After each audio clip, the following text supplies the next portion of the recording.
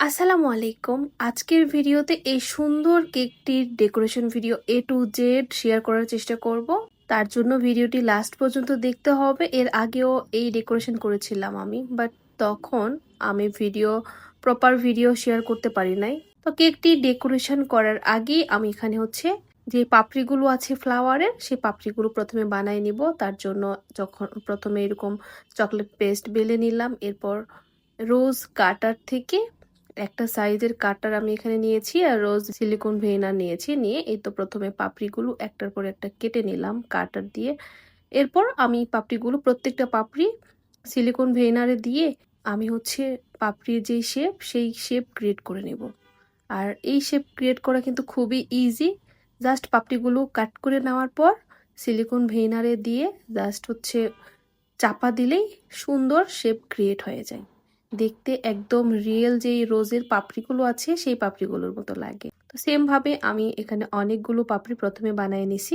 এখন পাপড়িগুলো দিয়ে কেক ডেকোরেশন করার পালা। প্রথমে কেকটিকে আমি অফ হোয়াইট কালার ক্রিম দিয়ে কাভার করে নিয়েছি, আর কেকটি ছিল 1.5 পাউন্ডের মধ্যে। আর এই কেকগুলো 1.5 পাউন্ড হলে একদম পারফেক্ট হয় ডেকোরেশন করা। 1 পাউন্ড হলে একটু বেশি ফ্ল্যাট হয়ে যায়, আবার 2 পাউন্ড হলে বেশি হাইট হয়ে যায়। তো এখানে আমি ফ্রস্টিং করে নেওয়ার পর নিচের দিক থেকে আমি পাপড়িগুলো সেট করা স্টার্ট করে দিয়েছি। একটার পর একটা পাপড়ি এভাবে আমি দিয়ে নিচ্ছি। আর কিভাবে আমি পাপড়িগুলো সেট করছি সেটা ভিডিওতে আপনারা একটু খেয়াল করলে বুঝতে পারবেন। পাপড়ি সেট করার জন্য কিন্তু আমি কিছুই ইউজ করিনি, কারণ আমি কেকটি মাত্রই ফ্রস্টিং করে নিলাম।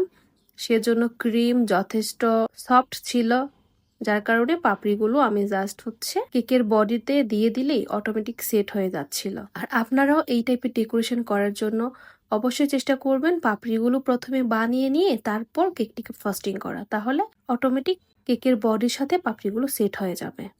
এই তো আমি একটার পর একটা সব পাপড়ি বডিতে সেট করে দিলাম। বডিতে সেট করে দেওয়ার পর এখন আমার কেকের উপরে সেট করার পালা। উপরে সেট করার জন্য প্রথমেই আমি একটা কুকিজ কাটার দিয়ে রাউন্ড করে একটু মার্ক করে নিয়েছিলাম, যাতে করে আমার পাপড়ি সেট করার সময় প্রত্যেকটা পাপড়ি সমানভাবে আমি সেট করতে পারি। তারপরে তো উপরেও আমি সেম ভাবে এক্সট্রা কোনো কিছু না ইউজ করে একটার পর একটা পাপড়ি আমি সেট করে দিচ্ছি। আপনারা চাইলে এখানে ফ্লাওয়ার অয়ার ইউজ করতে পারেন, তবে আমি চাই নাই, আমি সরাসরি দিয়েছি। কারণ যেহেতু আগেই বললাম না যে আমার কেকের ক্রিম অনেকটাই সফট আছে, কারণ আমি সরাসরি ফ্রস্টিং করে আমি পাপড়িগুলো সেট করছিলাম সেজন্য।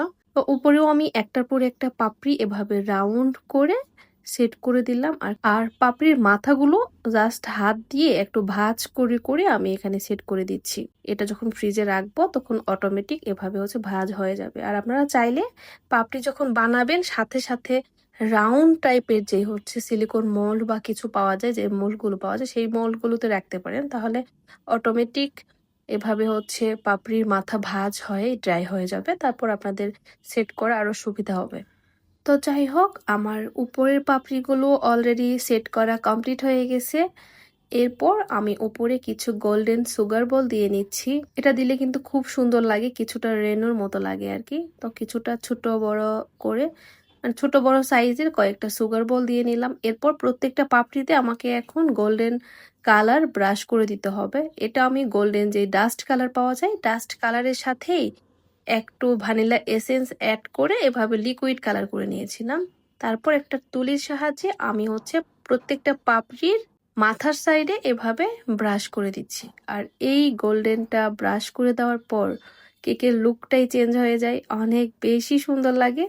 সরাসরি দেখতে কেকটা অনেক অনেক বেশি গর্জিয়াস লাগে, যেটার ভিডিওতে 50%ও ফুটিয়ে ওঠেনি। অনেক বেশি সুন্দর লাগে সরাসরি এই কেকটি দেখতে। তো এই কেকটি পরপর আমার দুইবার কি তিনবার সেম হোয়াইট কালারে অফ হোয়াইট কালারেই করা হয়েছে। এটা কিন্তু রেড কালারেও বেশ দারুণ লাগে। অনেকেই রেড কালারে এটা রিক্রিয়েট করছিলেন, দেখছি আমি খুব সুন্দর লাগে রেড কালার, মেরুন কালারেও। আমার অবশ্য মেরুন কালারে করার সৌভাগ্য হয় নাই। তো যাই হোক, আমার এখানে গোল্ডেন লিকুইড ব্রাশ করা হয়ে গেল। এরপর দেখেন আমি ছোট্ট ছোট্ট করে চকলেট পেস্ট বানিয়ে তার উপরে সুগার বল লাগিয়ে নিয়েছি। এটা বানাইছি চকলেট পেস্ট বানিয়ে, সেটা একটু ভিজিয়ে নিয়েছি পানিতে, তারপর সুগার বলের উপর গড়িয়ে নিলে এরকম সুন্দর সুন্দর ছোট ছোট করে তৈরি হয়ে যাবে। তো এগুলো সেট করে দিলাম। তারপর এক্সট্রাও কিছু সুগার বল দিয়ে নিলাম এবং ক্লায়েন্ট যে লেখাটা লিখতে বলেছিলেন উইশ লেখা, সেটা আমি লেটার স্ট্যাম্প দিয়ে লিখে নিয়ে এটা তো গোল্ডেন লিকুইড ব্রাশ করে নিয়েছি লেটারগুলোর উপর, প্রত্যেকটা লেটারের উপর। তারপর সেটা আমি বোর্ডে সেট করে দিয়েছি, দিয়ে কেকের ডেকোরেশন কমপ্লিট হয়ে গেছে। মাশাল্লাহ এত সুন্দর লাগে, এই কেকটি সরাসরি দেখতে অনেক বেশি গর্জিয়াস লাগে। তবে ভিডিওতে আপনাদের কাছে কেমন লাগছে আমি ঠিক জানি না, কারণ ভিডিওতে এটার অরিজিনাল সৌন্দর্য একদম ফুটিয়ে ওঠেনি। তারপরেও বলবো কেমন লাগছে, আপনারা অবশ্যই কমেন্ট সেকশনে কমেন্ট করে জানাবেন। আর যদি কারো কোনো কোশ্চেন থাকে অবশ্যই সেটাও জানাবেন, আমি রিপ্লাই করে দেবো ইনশাল্লাহ। সবাই ভালো থাকবেন, কেক পার্লারের সাথে থাকবেন। আল্লাহ হাফেজ।